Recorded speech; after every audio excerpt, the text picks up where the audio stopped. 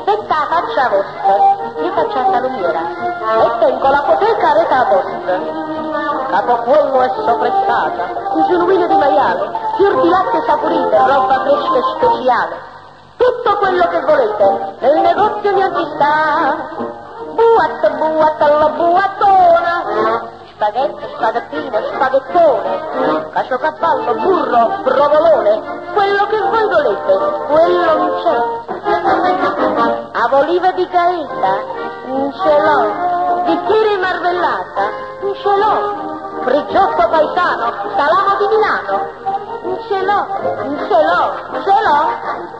Si può mettete mano in mozzarella e tengo tempo pronto, fresca e bella. Venite a assaggiare, faccio consolare. Mozzarella di Aversa, di Cardito e di Battiparia che scorrono latte a tutte pizze.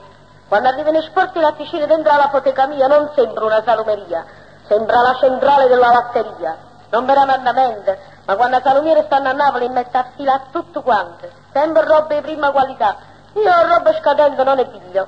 Sia per formaggio, maneo, sguizzero originale e provolone di Avaricchio.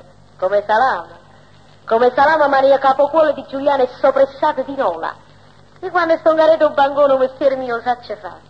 Al cliente ristorante, che porta il lente, che mi tiene mente e buon appuntamento, lo faccio scemo e contento. Aspettatemi setto un montettino, se siete io voi, e non ce l'ho manco io. A tutte quante dico sì, a tutte quante ce l'assicuro, ma l'essenziale sono che i soldi in doratura. Certo, anche io c'ho un cuore infetto. Anche io mi innamorò di un giovane che mi scorteggiò, lo amò e me lo sposerò. Però è terribile, è geloso come Otello, il moribondo di Venezia.